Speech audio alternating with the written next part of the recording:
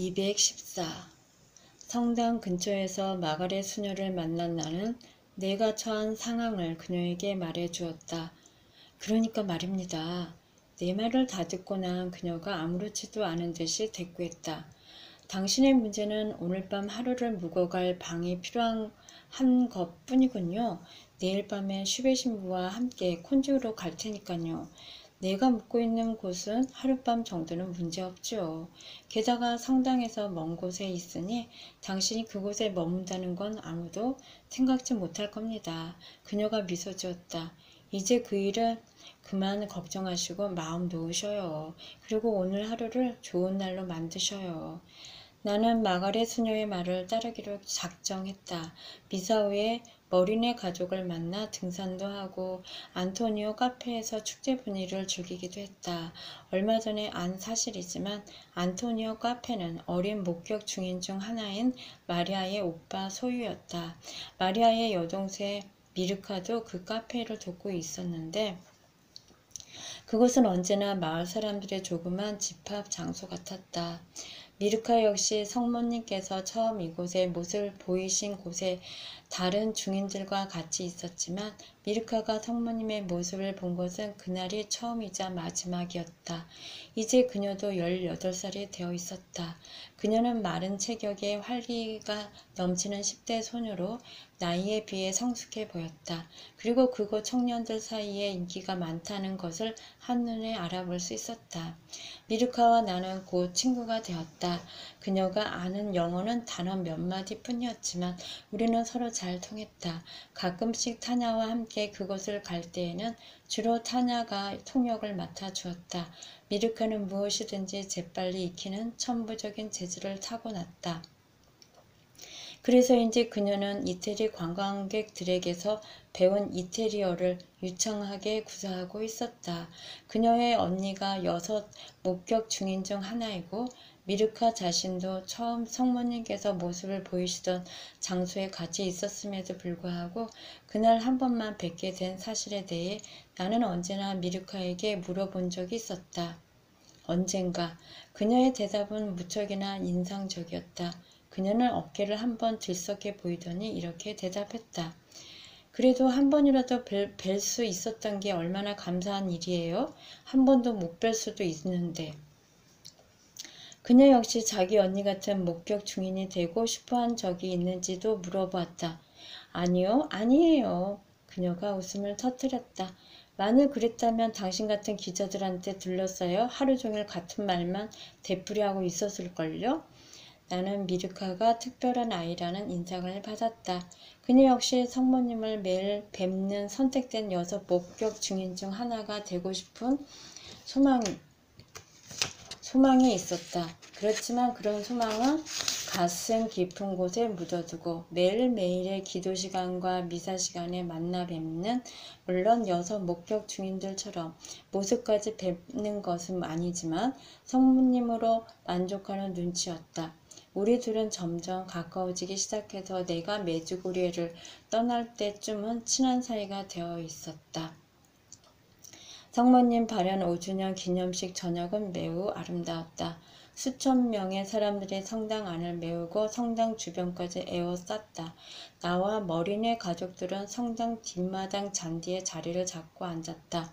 묵지 기도를 드리는 우리들 머리 위에는 아름다운 저녁 하늘이 펼쳐져 있었고 서늘한 미풍이 우리들 뺨을 스쳐가고 있었다. 그날 하루 종일 모습을 볼 수 없었던 타냐가 그 자리에 불쑥 나타나 전날 밤의 일을 용서해달라며 나와 이야기를 좀 하고 싶다고 졸라댔다.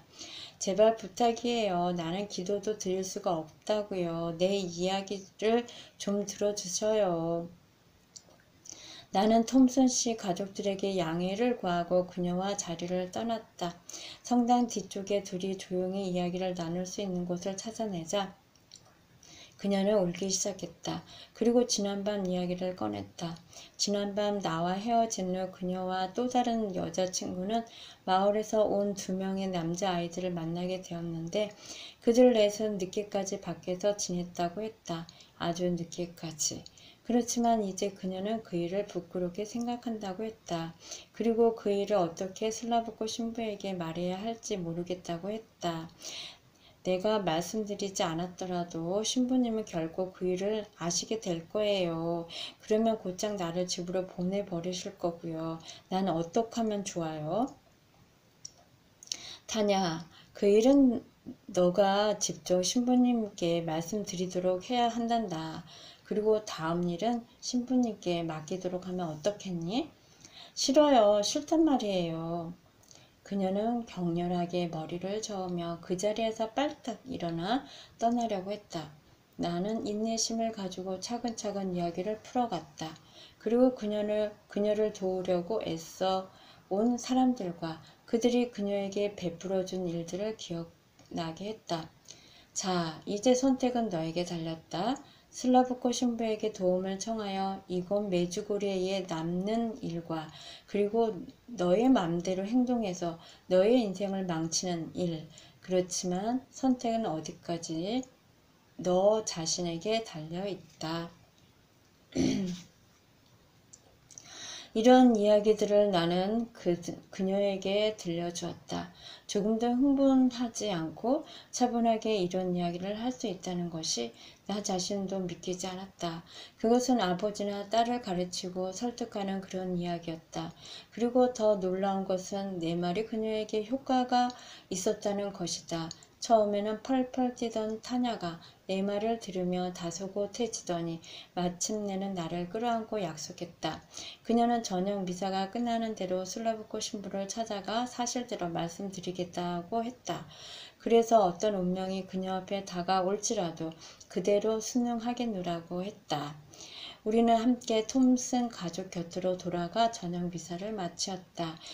그 후 타냐는 신부에게로 가고 나와 톰슨 가족은 잔디에 앉아 그날 있었던 일들을 이야기하고 있었다. 잠시 후 잔디를 달려오는 타냐의 모습이 눈에 띄었다. 그녀 표정만 보아도 무슨 모든 일이 순조롭게 잘 진행되었다는 것을 알 수 있었다. 그녀는 숨을 헐떡이며 그녀 특유의 총알 같은 말솜씨로 좀 전에 있었던 일들을 말하기 시작했다. 오, 처음에는 얼마나 맹렬하게 화를 내시는지. 그렇지만 내가 그 일을 고백한 것은 정말 잘한 일이라고 칭찬해 주셨어요. 그래서 그건 아저씨께서 충고해 주신 대로 따른 것 뿐이라고 했더니 글쎄 무슨 일이 있었는지 아시겠어요? 맞춰보세요. 그녀는 미처 내가 대답도 하기 전에 다음 말을 이어갔다. 글쎄 말이에요. 아저씨께서 부탁하신 인터뷰에 응해 주시겠다고 말씀하셨어요. 내일 아침 시간이면 좋겠다고 하셨어요. 그리고요. 인터뷰할 때 날더러 통역하랬어요. 난 지금 너무너무 행복하다고요. 그녀의 행복한 모습을 보니 나도 기뻤다. 정말 멋진 날이라는 생각이 들었다. 그리고 아무 할 일 없는 9일간이 내게는 더없이 충실한 나날들이었다는 생각도 들었다. 지금 돌이켜보니 지난 9일간이 슈베 신부 때문에 망쳐진 9일이 아니라 하나님께서 그렇게 되도록 예비하신 날들이었다. 나는 슬라브코 신부와 내일 아침 9시에 제의실 앞에서 만나기로 약속했다. 그러나 아직도 남아있는 문제가 하나 있었다. 멀리시아 이곳 경찰과의 문제였다. 오늘 아침 마가렛 수녀의 말을 들은 뒤로 까마득히 잊고 있었다. 프리모의 집으로 차를 몰기 시작하자 그제서야 그 일이 걱정스럽기 시작했다. 집에 도착하면 프리모에게 물어보기로 마음을 정했다. 그의 생각대로 따르기로 했다. 그가 나더러 경찰에 잦은 출두해야 한다 하더라도 그대로 따를 참이었다. 그래서 어떤 운명이 내게 주어지든 그대로 순응할 작정이었다. 내가 타냐에게 충고했던 것처럼 집에 도착하니 사진기자는 초저녁에 모스타로 떠났다고 했다. 그날 밤 비행기로 유럽으로 돌아간다고 했다. 집에는 나와 프리모 둘만이 남아있어서 말을 꺼내기는 기회가 좋았다. 나는 이런 얘기 저런 얘기를 하며 본론으로 들어갈 기회만 노리고 있었다. 그런데 채 몇 마디도 나누기 전에 그는 내일 아침 일찍 가게에 나가 봐야 한다면서 자러 들어갔다. 내 방으로 돌아온 나는 어찌해야 할지 알 수가 없었다. 지금 당장 짐을 싸들고 나서야 하는지 아니면 내일 아침까지 기다려야 하는지 나는 기도했다. 나의 아버님, 내 하느님, 저의 길을 인도해 주십시오. 18장 성모께서 발현하시는 방. 기도해라, 기도해라, 그리고 또 기도해라. 다음날 새벽 5시쯤 잠에서 깨어났다. 나는 짐을 싸들고 아무도 깨지 않도록 살그머니 집을 빠져나왔다. 이렇게 하는 것이 경찰 문제를 해결하는 최상책 같았다. 그냥 집을 떠나 메주고리의 소음 속에 모습을 감추는 것이었다. 그리고는 대낮쯤 예고 없이 집으로 돌아와 프리모에게 반값을 지불하고 그에게는 미국으로 돌아간다고 말하면 되었다. 아침 이른 시간임에도 불구하고 치트룩은 이미 붐비고 있었다. 놀랍게도 또 슬프게도 나는 멀리시아 본부 앞을 지나가야 했다. 그 앞을 무사히 통과하고 나니 안도의 한숨이 절로 새어났다. 그리고는 곧장 메주고리 외곽에 있는 조그만 카페로 차를 몰았다. 아침 식사 시간이었다. 후라이한 계란, 소시지 그리고 맛있고 신선한 빵. 나는 즐거운 아침 식사를 했다. 그리고 지난 며칠을 해상에 보다가 오늘이 6월 26일이라는 걸 알고는 깜짝 놀랐다. 내 생일이었다. 나는 이 특별한 날에 슬라브코 신부와 인터뷰를 가질 것이고 낮 동안은 특별한 계획 없이 메주고리에 머물다가 늦은 밤에는 슈베 신부와 함께 이곳을 빠져나가 콘직으로 향할 참이었다. 특별한 생일이 아닐 수 없었다. 9시에 나는 렉토리 앞을 서성이고 있었다. 이제 곧 어느 곳에서건 타냐가 나타날 것을 기대하고 있었는데 느닷없이 제의실 문이 열리더니 슈베 신부가 모습을 드러냈다. 웬 내 형제여, 나를 따라오시오. 그의 목소리는 조용했지만 침통했다. 그가 내 팔을 잡고는 성당 뒤쪽 한적한 곳으로 끌고 갔다. 그곳은 다른 사람들이 잘 오지 않는 곳이죠. 나는 그렇게 심각한 신부의 얼굴을 본 적이 없었다. 내 생각을 꿰뚫고 있는 듯이 그가 덧붙였다. 너무 놀라지는 마십시오. 우리 계획이 좀 바뀌었을 뿐이니까요. 사정상 그 이유를 자세히 설명해 드릴 수는 없지만 지금은 시기적으로 콘직에 가는 것이 바람직하지를 못합니다. 말을 멈춘 그가 내게 용기를 주려는 듯이 내 어깨를 힘있게 잡았다. 우리는 새로운 계획이 필요합니다.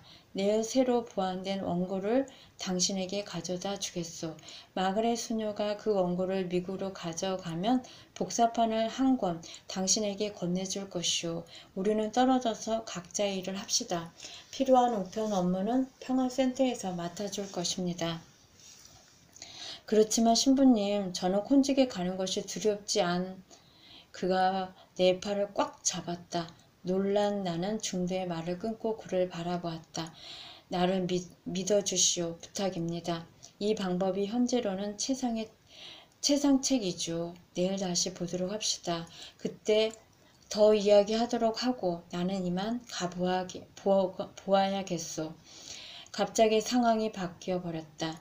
나는 실망한 기색을 비치지 않으려 애쓰며 신부를 차까지 배웅해 주었다. 떠나가는 그를 보며 어쨌든 오늘 밤 묵을 방이 필요하다는 생각이 떠올랐다. 아마도 마가렛 수녀의 숙소에 가면 그 문제는 해결될 것 같았다. 그렇지만 더 좋은 생각이 떠올랐다. 집으로 가는 것이었다. 몹시 집으로 가고 싶기도 했다. 또 한 가지는 주말을 이곳에서 보낸 다음 월요일 아침 일찍 드브로 분위구로 가서 오전 7시 10분 비행기로 집에 가는 것이었다. 이런저런 생각으로 제의실 옆 주차장에 멍하니 서 있는 나를 누군가가 뒤에서 다가와 꼭 끌어안아 주었다. 생일 축하드려요. 존 웨인 아저씨 생일 축하해요. 그녀는 내 주위를 맴돌며 춤추기 시작했다. 그녀는 나와 슬라브코 신부의 통역을 맡은 것이 즐겁기만 한 모양이었다. 아저씨, 내가 아주 특별한 선물을 준비했어요. 그녀가 기쁨에 찬 목소리로 외쳤다. 그렇지만 인터뷰가 끝날 때까지 기다리셔야만 해요. 글쎄 궁금해지는 걸. 그건 그렇고 나도 타냐를 위해 선물을 준비했지. 물론 내 생일이지만 말이야. 내가 싱글거렸다. 그녀는 오늘 밤 내가 콘직으로 떠나는 것 때문에 기분이 썩 좋지를 않았었다. 계획에 차질이 생겼어. 그래서 콘직에는 안 가게 되었지. 다시 말하자면 여기서 앞으로 3일 동안 너와 함께 지낼 수 있게 되었다는 뜻이지.